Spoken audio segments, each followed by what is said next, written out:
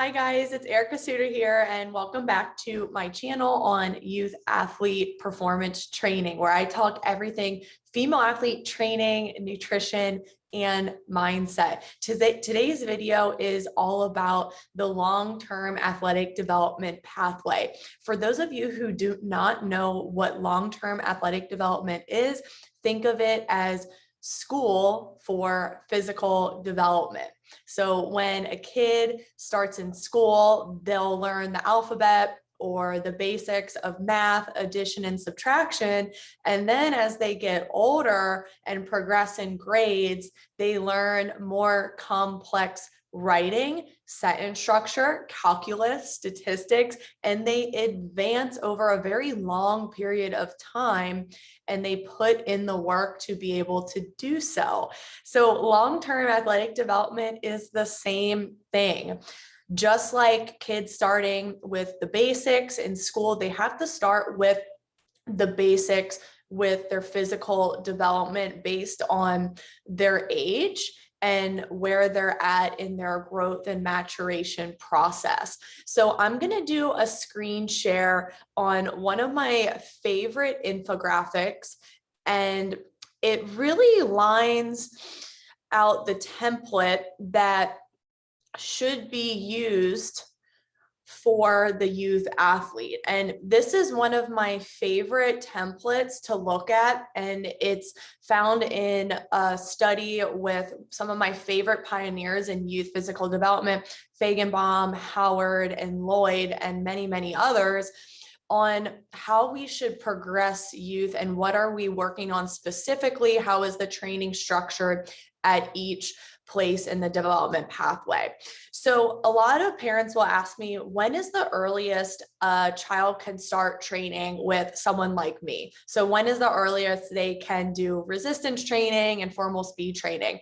And I usually say for female athletes, it can be as early as age 8 or 9, especially if they're early matures or they are emotionally ready to do the training. So if they inquired about hiring a trainer or they want to improve, then that's a great sign. And that means that the athlete is ready to be in that low structure training environment.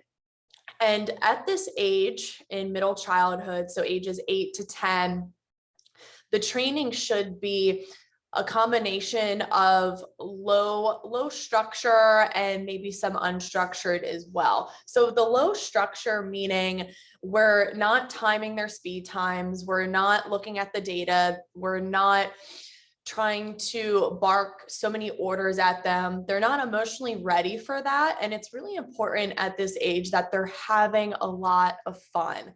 A lot of parents will ask me, well, how is my 8-year-old progressing? And I can't say too much except for how are they showing up? Do they have the passion for the training sessions? Are they working hard? Those are some of the things I'm looking at as far as their progression. I'm not looking at numbers.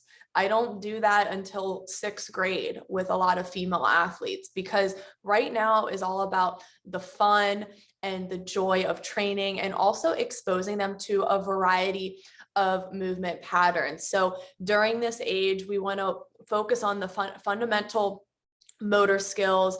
We want to make sure that every training session is not only fun, but the drills that we're doing are incorporating all of these motor skills where they have to learn coordination and balance and awareness of their body and space. They have to be able to react. So a lot of the games that we do are races, balance competitions. We do a lot of tag variations and fun small-sided games where the cues and the stimuli are just constantly changing. We do a lot of crab walks and bear crawls so that they're also working on how to hold up their body weight against their own body weight resistance. So that is the key for the middle childhood age group. Now, when we get to around ages 10, this is when girls start to move into their growth spurt. So this is why a variety is needed during these middle childhood years, so that their growth spurt is going to be less awkward. They've developed the coordination during this time to be able to mitigate some coordination disruptions that could happen during the growth spurt. And I found a lot of girls who do start at age 8 or 9, they're able to manage this growth spurt a lot better. They've developed a lot of motor skills. They're confident in their bodies. They know how to move their bodies in a small space and maneuver around opponents and other stimuli. So it's very key that we start these kids young. But the training structure around the growth spurt, it needs to be a moderate structure. Okay. So there's going to be performance measurements such as their strength. So I do lunge iso holds for leg strength. I do max hangs for upper body strength. We do a max crawling assessment to assess their upper body and their core strength. We also assess their timed 10-yard, 20-yard, and 40-yard to see what their acceleration and speed looks like. So there's more of a structure in the assessment, and we always reassess every couple of months to see if they're really making progress with the training. And they're only going to make progress if they commit to 2 times a week training for several months, especially if we want to shave some milliseconds off those speed times. The athlete has to be extremely consistent with doing their speed work with me, but also doing their homework at home and really working on those sprint mechanics around the house. It is very hard to tell during middle childhood and also the growth spurt time whether or not an athlete is going to be successful. Okay. So a lot of parents might be discouraged. Okay. At age 8, she's the smallest one out there. Maybe she's the slowest. Maybe she's getting knocked around. It doesn't matter. Okay. I know it's frustrating, but that doesn't mean she's not going to blossom in high school. In fact, quite the opposite. Usually with those smaller kids and those late matures, they develop a chip on their shoulder. They have to work hard for being able to keep up with the bigger girls or the faster girls. So my recommendation during middle childhood and adolescence is do what you can control. Focus on good training, learn the basic motor skills, commit to 2 times a week speed and strength training. And the results are going to be nothing short of amazing. So then what happens, and this is where it gets really cool, what happens when the growth spurt comes to an end around age 15 to 16, that's when female athletes grow into their adult stature. That's when they have more muscle. They have their height now. Maybe they shot up. Maybe now they're the biggest. Maybe now they're the fastest.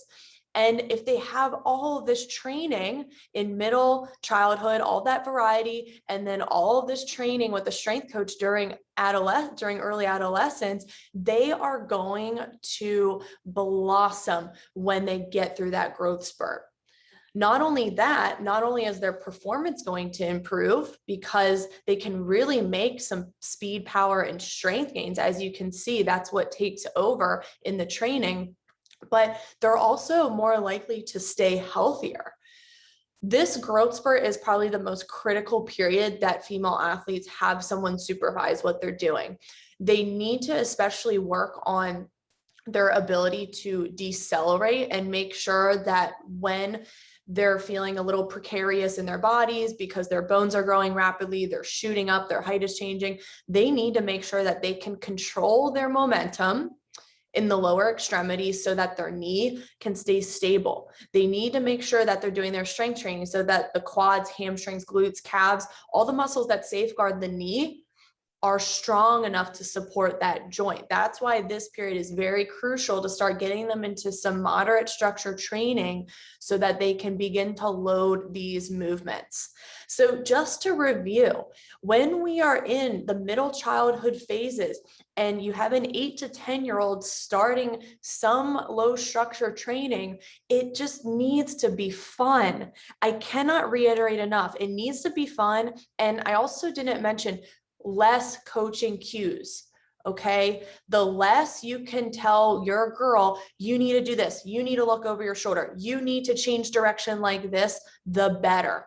It is going to confuse her. It is going to make her feel defeated, like something is wrong with her. And she's going to develop a bad taste in her mouth for training.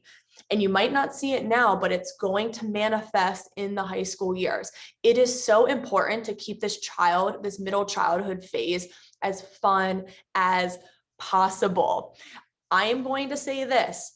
I didn't start travel soccer until age 13. Okay. What did I do during these crucial childhood years? I had fun. I played rec. I stayed on my team. Even though my team wasn't that good, I stayed on my team because I was having a blast. Was I offered to play for higher level travel teams where my parents constantly being talked to and sought after by coaches to get me on their travel team? Yeah, but we said no, because don't fix what isn't broken. If you're having fun during middle childhood, don't stop having fun. Crucial. Kids are not going to fall behind. They're not going to fall behind if they go to a higher level team around age 13. They're not. Okay, so just make sure it remains fun. Make sure that they're doing some type of training so that they're working on their basic motor skills and loading the strength movement safely. It is so paramount that this is a long-term pathway, that we need to focus on each step of the way and build upon it as a kid goes through their career, because it keeps them at their healthiest. It makes sure that they still love the sport and training when they get into high school, and it really sets them up for long-term success. So I hope you guys found this useful. I am so passionate about this because I have looked at the literature, I've looked at the burnout rates, I've looked at the dropout rates, and a lot of female athletes are quitting sport by age 13. So leading up to that point is the most critical part on the parents' end, as well as the performance coaches' end. And I've also seen it in practical experience, not just the literature. I've seen girls quit soccer by age 13 because they were pushed to specialize early. They were pushed to always go to structured trainings. They weren't having fun at trainings. And their parents said that they just didn't want to do it anymore. And while everything may seem all good and dandy now when they're 8, 9, 10 years old, that doesn't mean that there's a potential that they might just hit a wall when they're 13 because they're not having fun and doing the proper training. So do what you can control right now, but most importantly, younger ages, have fun.